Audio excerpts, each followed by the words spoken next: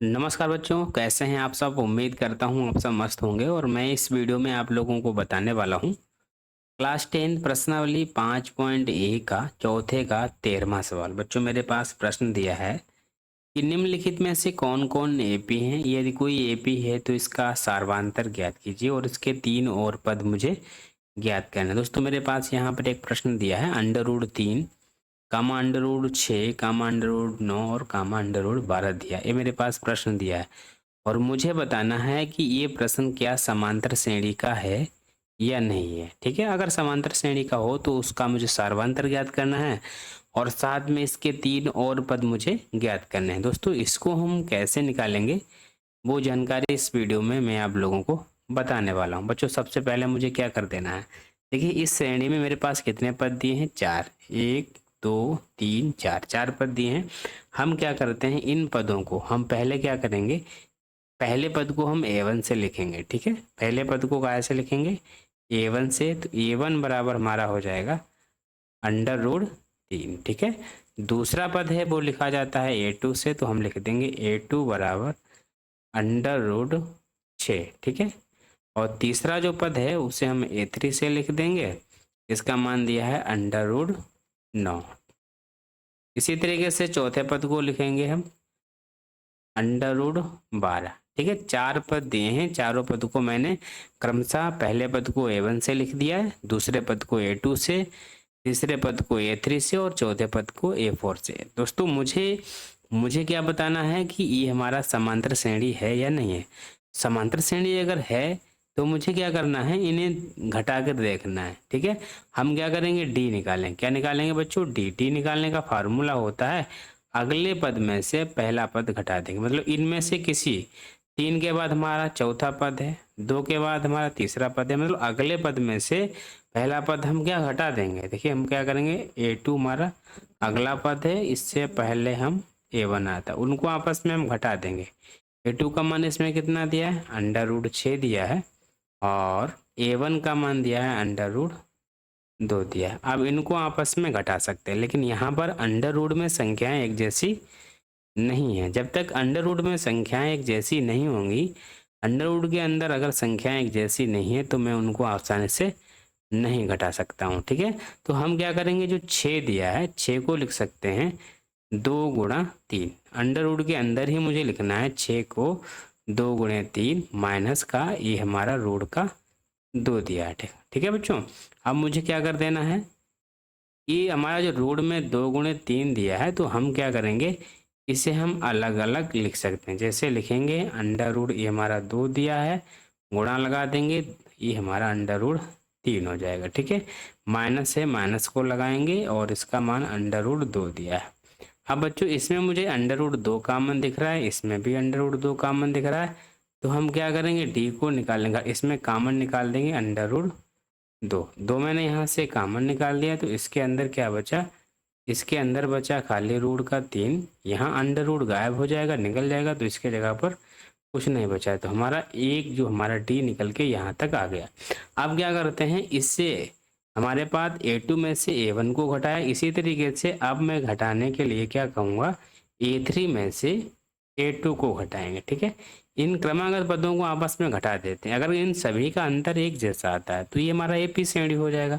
A3 का मान यहाँ कितना दिया है, √9 दिया है और माइनस का A2 का मान √6 दिया है। ठीक है, अंडर रूट ये हमारा 9 था, तो हम क्या करेंगे, 9 को लिख सकते हैं 3 × 3। ठीक है, तो रूट में हम लिखेंगे √3 × 3 और जो हमारा 6 दिया है इसको लिखेंगे 2 × 3 लिखा है। ठीक है, अब रूट के अंदर अगर जोड़े बन जाएं, बिल्कुल ध्यान से समझना है, अगर अंडर रूट के अंदर जब जोड़े बन जाते हैं तो मैं क्या करता हूँ, उस संख्या को रूट के बाहर लिखेंगे। जैसे बाहर अंडर रूट के अंदर संख्या में जो जोड़े बनेंगे, जैसे वो बाहर आएगा तो वो हमारा ये जोड़ा है वो सिंगल रह जाएगा। यहाँ 3 कितनी बार है, 2 बार है, जैसे इसको हम रूट से बाहर लिखेंगे तो 3 ही एक बार में रह जाएगा। ठीक है, अब रूट के अंदर क्या बचा बच्चों, कुछ नहीं बचा, तो 1 बचा।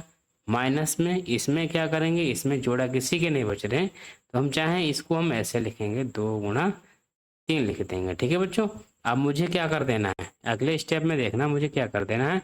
अब ये हमारा था 3 और अंडर रूट 1 का जो रूट होता है वो 1 ही होता है, ठीक है। क्या होगा, 1 हो जाएगा। और माइनस का अंडर रूट 2 गुणा अंडर रूट 3 दिया है, इसको हम चाहें अलग कर सकते हैं। ये हमारा बच्चों क्या हो जाएगा, 3 माइनस 2 अंडर रूट 3। तो इसका अंतर हमारा ये आ गया। मैंने अभी जो घटाया था उसका अंतर, ये अंतर एक जैसा नहीं है, तो मुझे लिख देना है क्रमागत पदों का अंतर। लिखेंगे क्रमागत पदों का अंतर एक जैसा नहीं है, ठीक है। क्रमागत पदों का अंतर एक जैसा नहीं है, एक जैसा नहीं है, ठीक है। एक जैसा नहीं है। जब क्रमागत पदों का अंतर एक जैसा नहीं है तो जो मेरे पास श्रेणी दी है अंडर रूट 3 कामा अंडर रूट 6 कामा अंडर रूट 9 कामा अंडर रूट 12, ये जो हमारा है एपी श्रेणी नहीं होगा, ठीक है। ये हमारी एपी श्रेणी नहीं होगा बच्चों, ठीक है।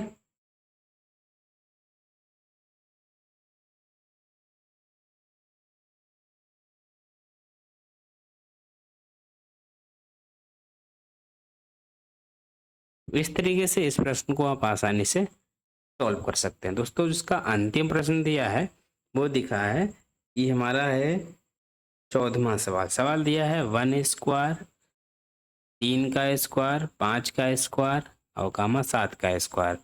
जो मेरे पास एक श्रेणी दी है, क्या ये हमारे पास एपी श्रेणी है या नहीं है, समांतर श्रेणी है या नहीं है। तो इसको भी निकालने के लिए मुझे क्या बच्चों करना पड़ेगा, मुझे इसमें 4 पद दिए हैं, तो हम पहले पद को A1 से लिखेंगे। तो हमारा A1 का मान बच्चों इसमें कितना हो जाएगा, A1 बराबर हो जाएगा 1 स्क्वायर, ठीक है। और जो A2 है उसका मान कितना हो जाएगा, दूसरा पद इसमें कितना है 3 का स्क्वायर।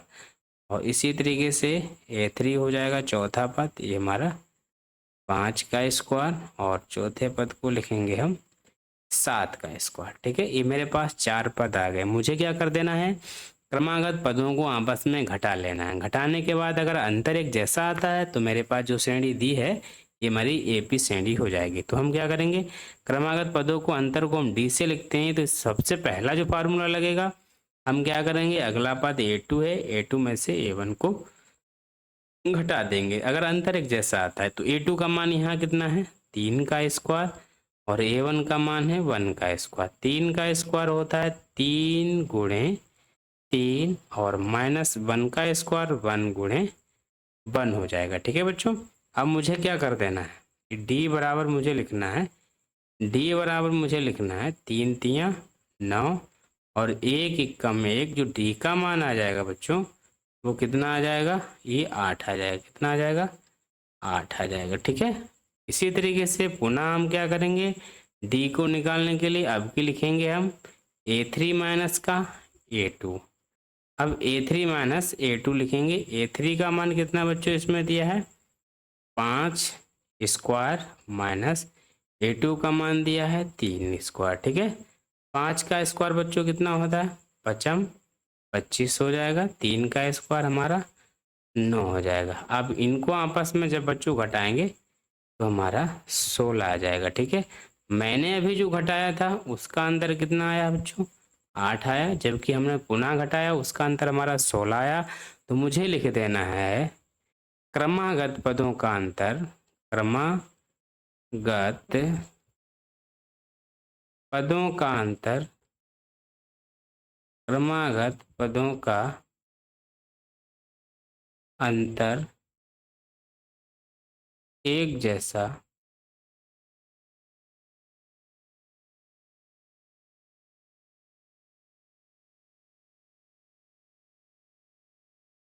नहीं है। क्रमागत पदों का अंतर एक जैसा नहीं है, एक जैसा नहीं है, ठीक है। अतः 1 स्क्वायर कामा 3 का स्क्वायर कामा 5 का स्क्वायर कामा 7 का स्क्वायर डॉट डॉट एपी श्रेणी एफिशिएंटली नहीं है। ठीक है, तो इस तरीके से इस प्रश्न को आप आसानी से सॉल्व कर सकते हैं। उम्मीद करता हूँ ये वीडियो आपको पसंद ही आया होगा। अगर वीडियो पसंद आए तो वीडियो को लाइक करना, शेयर करना और अगर मेरे चैनल पर नए हैं तो चैनल को सब्सक्राइब भी जरूर करना। ठीक है बच्चों।